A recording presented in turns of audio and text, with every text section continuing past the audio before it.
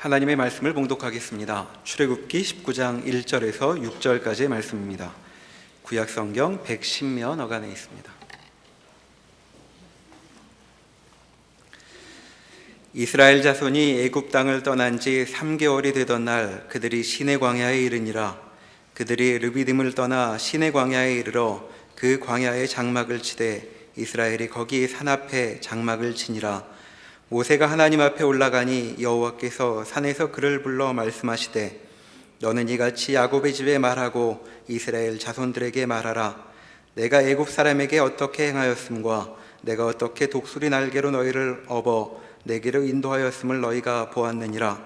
세계가 다 내게 속하였나니 너희가 내 말을 잘 듣고 내 언약을 지키면 너희는 모든 민족 중에서 내 소유가 되겠고 너희가 내게 대하여 제사장 나라가 되며 거룩한 백성이 되리라. 너는 이 말을 이스라엘 자손에게 전할지니라.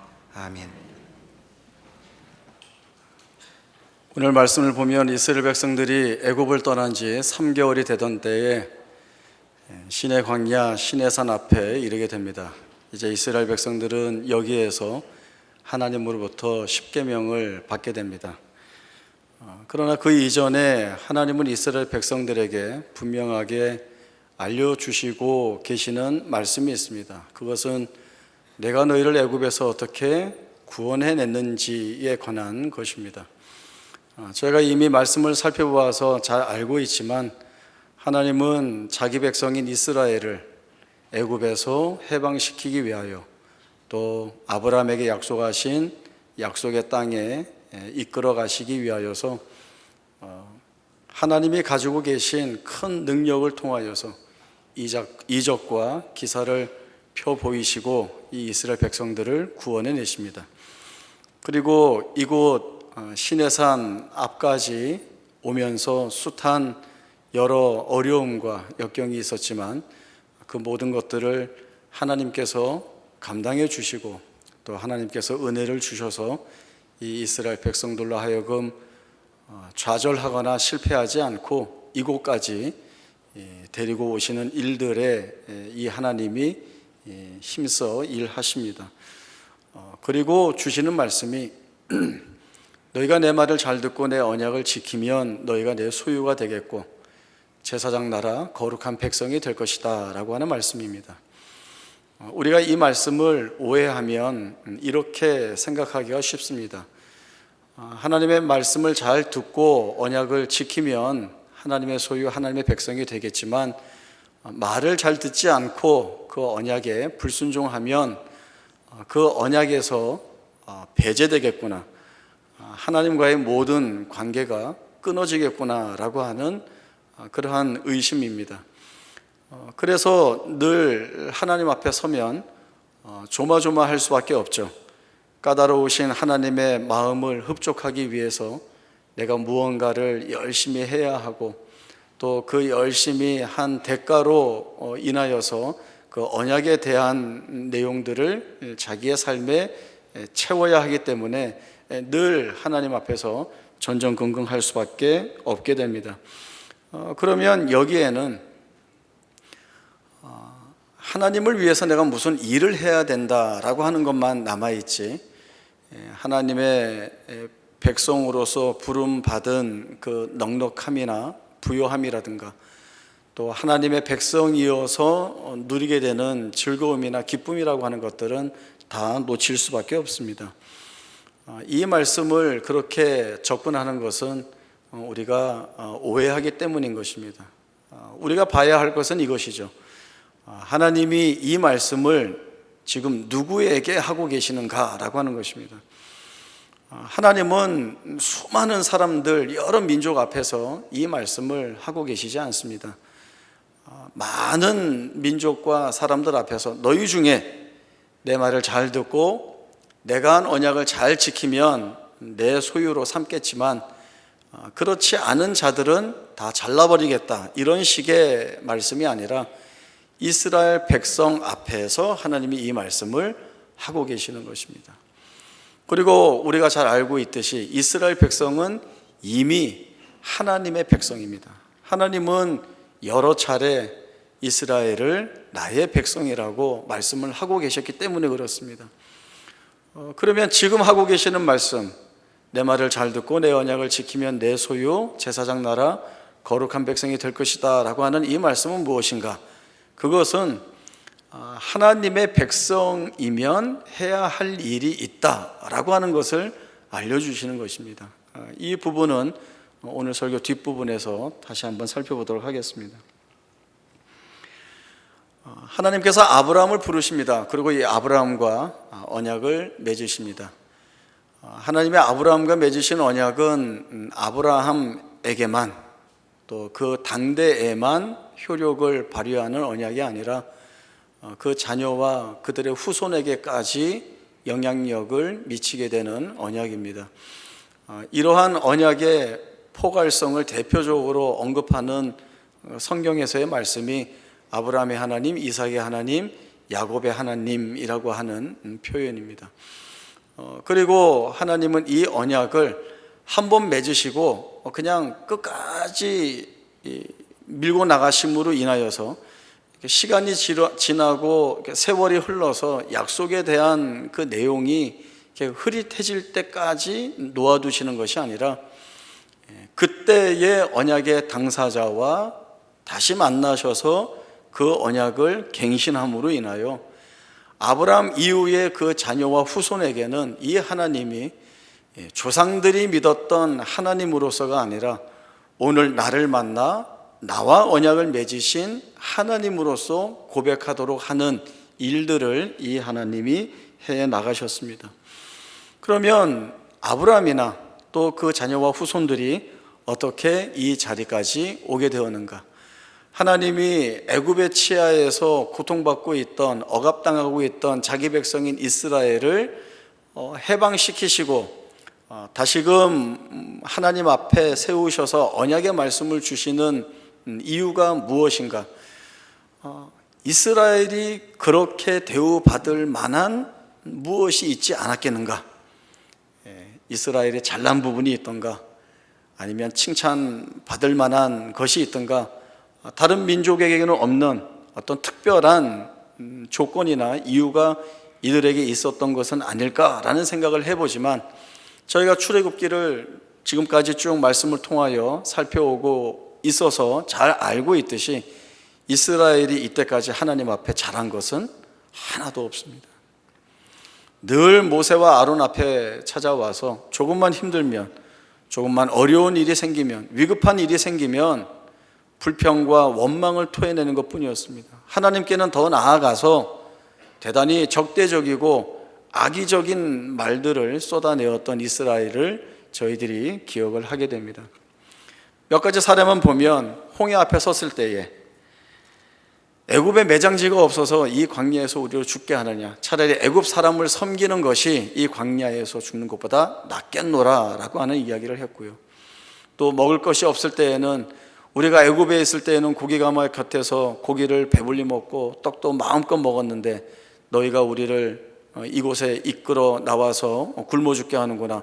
그때 여호와의 손에 죽었다면 더 좋았을 것을 이라고 하는 하나님, 그리고 하나님의 언약에 대한 모든 것들을 의식하지 않는 이러한 지독한 말들을 이 이스라엘 백성들이 쏟아냈습니다.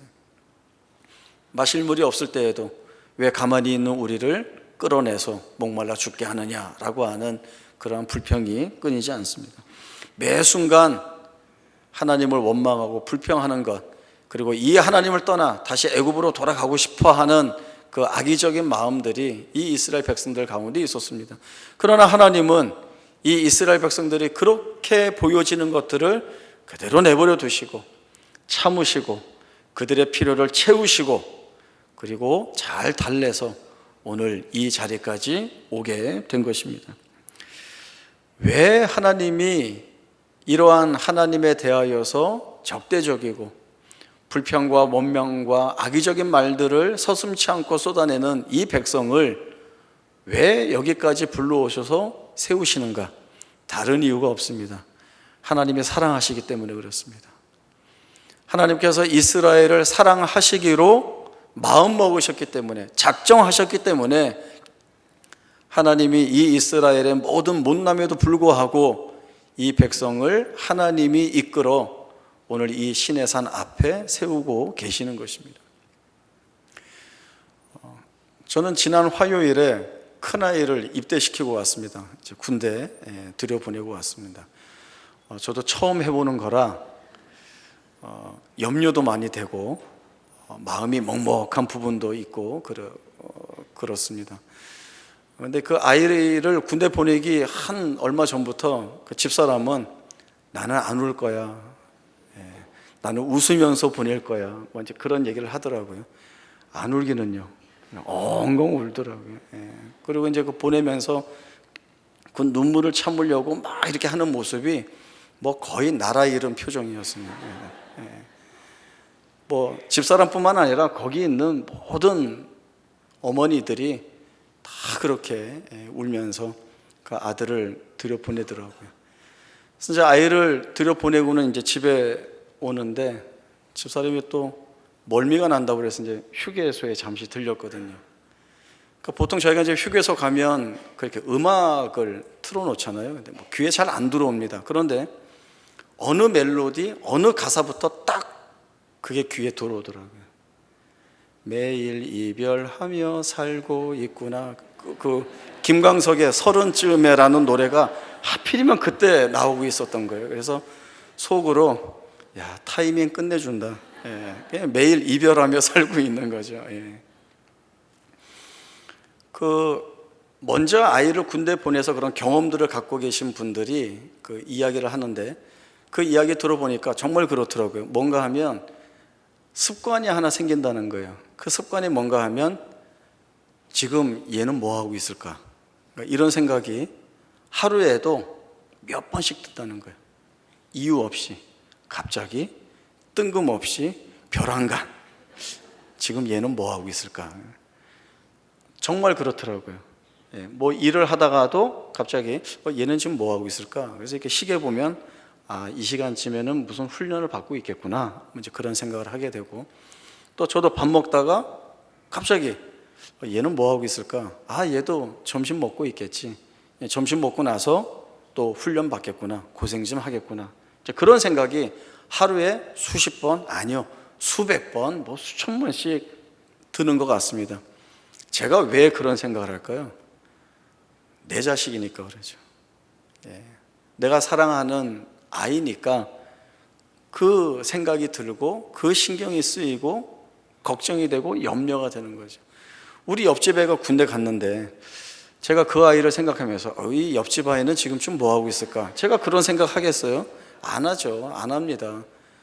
그 옆집 아이는 그 부모님이 걱정하시는 거고 저는 우리 아이에 대해서 그런 염려를 하죠. 왜 할까요? 사랑하니까 하죠. 제가 사랑하는 자식이니까 그런 걸 하죠. 하나님이 이스라엘을 사랑하시기로 작정하셨기 때문에 이스라엘이 지니고 있는 조건, 이스라엘이 머물고 있는 위치, 그들이 했던 어떤 모습, 부족함, 연약함 다 상관이 없는 겁니다. 하나님이 그거 다 끌어안으시고 내가 사랑한다라는 말씀을 주고 있습니다.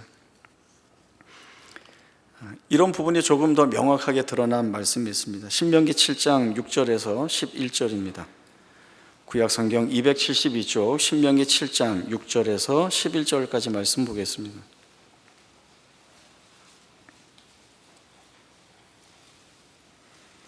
신명기 7장 6절부터 11절까지 말씀 보겠습니다.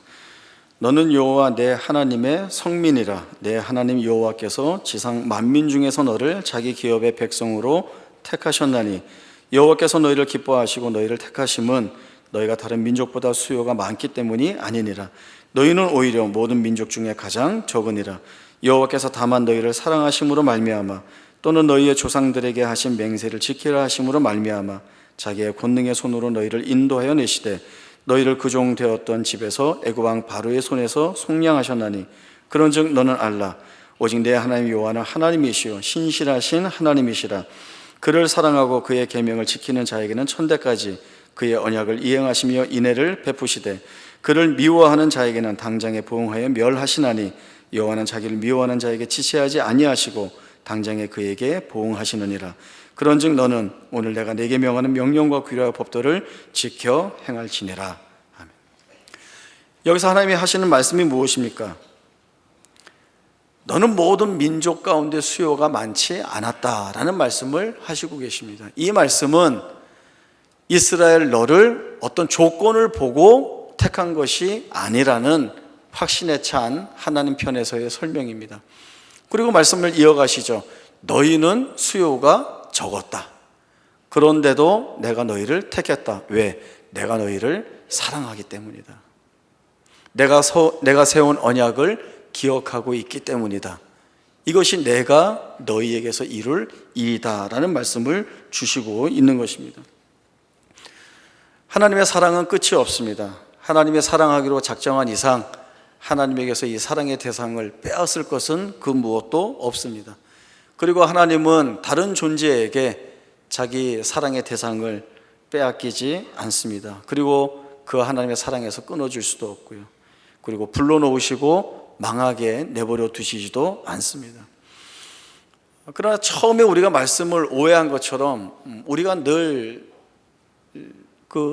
전전긍긍하는 것은 그 인과응보의 원리 때문에 그렇습니다. 내가 하나님을 사랑하지 않으면 하나님도 나를 사랑하지 않을 것 같고, 내가 하나님 말씀을 잘 안 들으면 하나님이 나를 벌 주실 것 같고, 그래서 지금 내가 걷고 있는 이 현실 속에서 어떤 어려운 일을 겪거나 힘든 일을 경험하게 되면 하나님이 나를 버리셔서 이 심판과 이 벌을 받는구나 라고 하는 귀결로 우리의 삶을 끌어나가는 경우가 대단히 많이 있습니다. 그래서 늘 우리가 할 것이라고는 노심초사하면서 하나님께 잘 보이기 위한 일들을 해야 되는 거죠. 그래서 무슨 일만 벌어지면 하나님 가만히 계세요, 제가 다 하겠습니다 하고 뛰쳐나가는 것이 늘 우리의 모습이 아닌가 싶습니다. 그러나 여기서 봐야 될 것은 우리 인생의 주도권이 누구에게 있는가, 누구에게 있어야 하는가 라고 하는 사실입니다. 하나님 가만히 계세요, 제가 다 하겠습니다 라고 할 때에는 그 주도권이 하나님께 있는 것이 아니라 내게 있는 것입니다. 그리고 주도권이 내게 있다라고 하는 것은 내 인생의 계획과 그 결과를 내가 할 수 있다라고 하는 사실이 그 안에 담겨져 있는 것입니다. 하나님 가만히 계세요, 제가 다 할게요 라고 하는 것은 어떻게 보면 적극적인 신앙의 표현 같지만 그것은 내가 하나님께 잘 보여서 내가 원하는 것을 얻어내기 위한 도구로 삼는 것이지, 하나님께서 자신의 말씀 안에서 언약 안에서 만나시고 싶은 형태는 분명 아닌 것입니다. 하나님께서 우리의 생애를 주도하시고 주도권을 갖고 계시고 이끌어 가시겠다라고 하는 것은 하나님 편에서의 하나님이 가지신 열심입니다. 그래서 창세기 17장 7절에 있는 이 말씀에서도 하나님이 얼마나 강력하게 이 뜻을 가지고 계시는가를 저희들이 볼 수 있습니다. 한 절의 말씀이지만 찾아보고 함께 보겠습니다. 창세기 17장 7절입니다.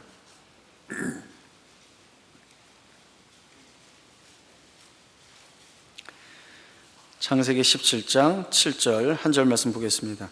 내가 내 언약을 나와 너 및 내 대대 후손 사이에 세워서 영원한 언약을 삼고 너와 내 후손의 하나님이 되리라.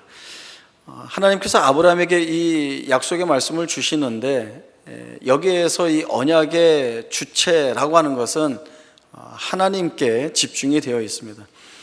원래 약속, 언약이라고 하는 것은 쌍방간에 체결하는 것이고 일종의 계약의 형태를 띠고 있는 것입니다. 우리가 서로 하기로 합의한 내용을 두고 이 내용을 양쪽 모두가 이행하지 않으면 이 약속은 저절로 파기되는 것입니다. 그리고 합의한 것을 이행하지 않은 쪽에서 책임을 져야 하는 것이죠. 그러면 하나님과 약속을 맺는다라고 하면 그 약속에서 지키고 행해야 할 내용들은 우리로서는 사실 감당하기 어려운 일들입니다. 하나님하고 약속하는 건데 이것을 지켜내기가 얼마나 어렵겠습니까? 쉽지 않은 것이죠. 그러나 하나님은 이 약속을 쌍방간의 언약 체결로 하시지 않습니다. 하나님이 하시고 계시죠. 하나님이 이 언약을 내 언약이라고 부르고 계십니다. 나와 너의 언약이 아니라 내 언약을 세우고 삼았다. 내가. 그래서 내가 뭘 할 거냐? 내가 너와 내 후손의 하나님이 될 것이다 라고 하는 말씀을 주고 계시는 것입니다. 그래서 오늘 출애굽기 19장에 있었던 본문의 말씀에서도 너희가 내 말을 잘 듣고 내 언약을 지키면 내 소유, 내 백성, 제사장 나라, 거룩한 백성이 되는 것, 이게 아니라 지켜야 되는 것이 아니라 이미 너희가 내 백성으로 내 앞에 세움받아 있고, 그래서 하나님의 백성으로서 너희의 할 책임이 바로 내 말에 순종하고 내 언약을 지키는 것이다. 이것은 단순히 어떤 책임만을 부여하는 것이 아니라 이 하나님의 언약 안에서 주시는 책임은 우리에게 복이자 명예이자 영광인데, 그것은 하나님의 말씀에 순종하여 살 때에 우리 안에서 이루어지고 확인받고 하는 내용들이 세상이 우리에게 보장하지 못하는, 세상이 우리에게 줄 수 없는, 하나님에게서만 받을 수 있는 것, 그 부요하고 풍성하고 넉넉한 은혜라고 하는 것들이, 하나님의 백성이어야 누리게 되는 이 감격스러운 것들이 얼마나 놀라운 것인가 라고 하는 것들을 하나님이 내가 너희에게 가르치고 행하게 하고 마침내 이루도록 하겠다라고 하는 하나님의 약속이 오늘 우리에게 주어지고 있음을 저희들이 보아야 하는 것입니다. 이제 나중에 출애굽기 20장에 들어가서도 저희가 보겠지만 하나님이 10계명을 주십니다.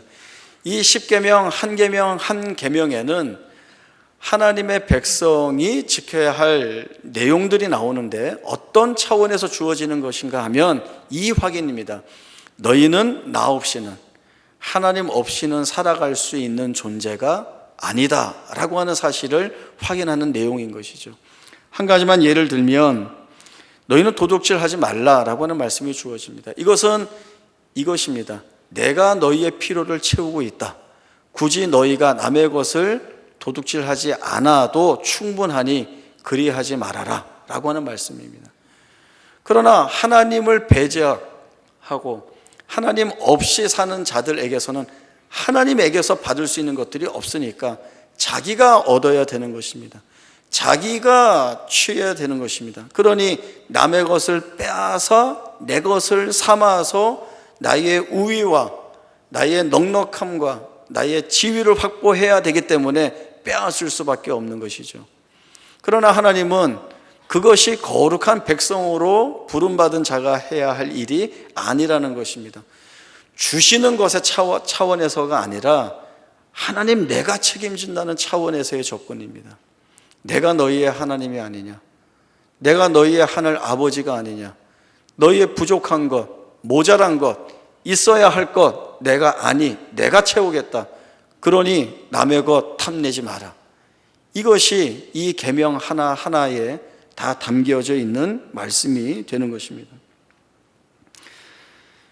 하나님은 아브라함과 맺으신 언약, 그 후손과 맺으신 언약, 그리고 이스라엘과 맺으신 언약, 이 모든 것을 하나님 자신의 짐으로 짊어지고 계시는 것입니다.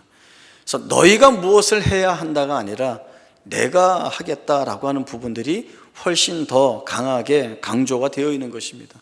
그래서 하나님은 내 언약이라고 말씀하고 계시고, 내가 삼고 있다 말씀하시고, 내가 세우고 있다 말씀하시고, 내가 너희의 하나님이 될 것이다 라는 말씀을 주고 계시는 것입니다.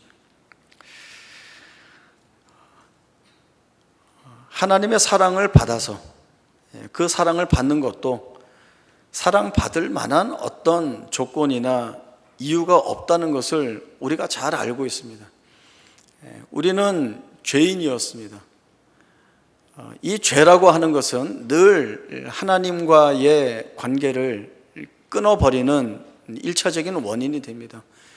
그리고 이 죄 가운데 있을 때에는 하나님을 찾지 않습니다.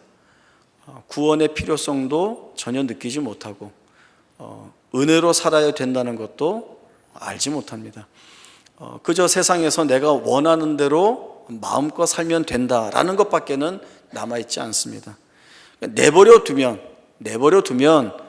우리 죄인 된 우리의 운명은 저주와 심판 가운데에서 영원한 멸망이라고 하는 자리밖에는 갈 자리가 없는, 거기가 우리의 숙명이고 운명인 그러한 저희들입니다. 하나님이 찾아오시죠. 저희가 하나님 찾지 않았습니다. 하나님이 찾아오셨습니다. 찾아오시고 죄가 가지고 있는 비참함이 무엇인지 알게 하시고, 거기에서 구원에 대한 소망을 품게 하시고, 그 구원의 소망이 하나님께만 있다라고 하는 것을 알게 하셔서 하나님의 백성된 자리로 오게 하셨습니다. 하나님이 불러 세우신 것입니다.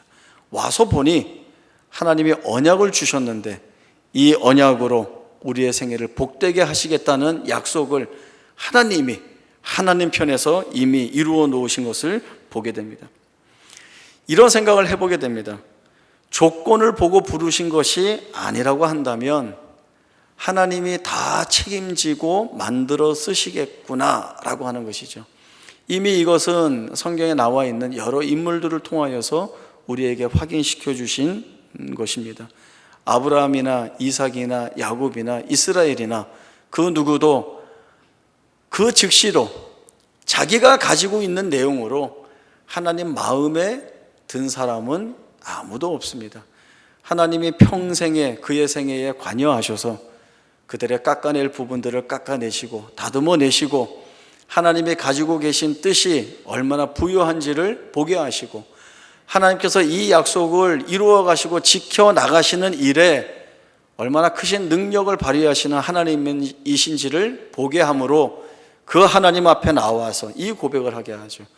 하나님의 언약 안에서 살아야 될 인생은 하나님을 붙잡는 것 외에는 답이 없습니다 라고 하는 것입니다.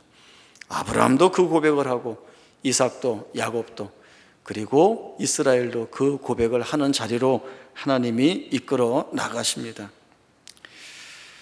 하나님이 불러서 다듬어 믿음의 조상들로 만드신 하나님이라고 하신다면 우리에게 동일한 약속을 주신 하나님이 그들에게 행하신 대로 우리 안에서 일하실 것이다 라고 하는 것은 당연한 모습입니다. 그러니 우리가 매여 있는 것에 대하여서 두려워할 것이 없습니다. 고난이나 시련, 어려움 같은 것들이 넘어가는 것은 쉽지 않지만 하나님께서 그걸로 끝나지 않게 하신다는 것이 우리에게 주신 약속의 말씀입니다. 우리가 알지 못하는 숨겨진 비밀한 뜻들을 하나님이 우리 안에 담아두고 계시고 그 담아두신 것을 정한 때에 이루어내시고 성취하시는 것이 하나님의 몫으로서 하나님이 일하고 계시는 것입니다. 그래서 하나님은 정한 때에 우리를 가장 복된 자리에, 감사의 자리에, 승리의 자리, 그리고 영광의 자리에 세우실 것이라는 이 사실이 오늘 우리가 이스라엘과 더불어 받고 있는 언약 안에서의 확인이 되는 것입니다. 하나님이 우리에게 내가 너희에게 준 말에 순종하고 내 언약을 잘 지켜 내 소유가 되고 제사장 나라가 되고 거룩한 백성이 되어라. 이것은 우리에게 어떤 중대하고 하기 어려운 일만을 맡겨주신 책임으로만이 아니라 이 길을 가는 것이 얼마나 복인지, 또 우리가 갈 수 없는 길을 하나님이 함께 가시면서 풀어주시고 열어주시고 해결해 주시는 모습들을 우리에게 보여주심으로 인하여서 우리로 하여금 얼마나 큰 고백을 갖게 하시는지를 우리가 보게 되면 우리는 하나님의 백성으로 부름받은 것이 우리의 생애에 얼마나 값진 선물인가라고 하는 것들을 분명히 알게 되는 것입니다. 이 믿음이 없이 우리의 생애를 우리가 책임지고 살아나간다는 것만큼 암울하고 비참한 것이 없습니다. 왜냐하면 거기는 풀어낼 수 없다라고 하는 막연함이 물들어 있고 그 미래가 어떻게 될지 모른다는 불확실성이 늘 근심하며 걱정하는 자리에 메어 놓을 수밖에 없습니다. 그러나 다시 처음부터 돌아간다면 조건으로 우리를 부르지 아니하신 하나님, 내가 언약을 주고 내가 준 언약을 이루기 위하여서 너희를 바꾸어서 내 앞에 세우는 인생 되겠다라고 하신다면 우리가 지금 걸어가고 있는 우리의 현실 속에서, 우리의 삶 가운데에서 맞닥뜨리고 부딪히는 그 모든 일들이 기쁜 일이건 즐거운 일이건 좋은 일이건 아니면 고난이건 시련이건 눈물을 쏟을 수밖에 없는 일이건 가슴을 치며 아파할 수밖에 없는 일이건 상관없이 조건 없이 일하시는 하나님이시기에 그 어느 것에도 방해받지 않으시고 멈추어지도록 되지 않으시게 하시는 하나님께서 오늘 내 안에서 일하신다는 이 약속이 얼마나 큰가라고 하는 것들을 우리가 분명히 봐야 하는 것입니다. 그러면 담대할 수 있습니다. 지금 이 고난이 고난으로 끝나지 않을 것이고 이 아픈 것이 아픈 것으로 끝나지 않게 하실 하나님의 일하심이 이제 내 생애 속에서 펼쳐 보이고 열어지게 될 것이라고 하는 이 사실이 오늘 우리의 언약에 대한 순종의 믿음을 요구하고 있는 것입니다. 우리 모두는 아멘이라고 답을 하고 이 길을 가야 할 것이고 그 아멘의 응답을 받으신 하나님께서 영원전부터 작정해 두시고 열어놓으신 그 일들을 풀어내셔서 가장 영광된 자리에 우리를 세워 놓으실 것입니다. 이 자리를 우리의 마음속에 소망으로 담아두며 오늘 걸어가야 할 길들을 이 언약에 대한 믿음을 가지고 함께 고백하면서 나아갈 수 있기를 바랍니다. 기도하겠습니다. 하나님 아버지 은혜를 감사합니다. 내 말을 잘 듣고 내 언약을 지키면 너희가 내 소유가 되겠고 제사장 나라 거룩한 백성이 될 것이라는 언약의 말씀을 오늘 우리에게 주셨습니다.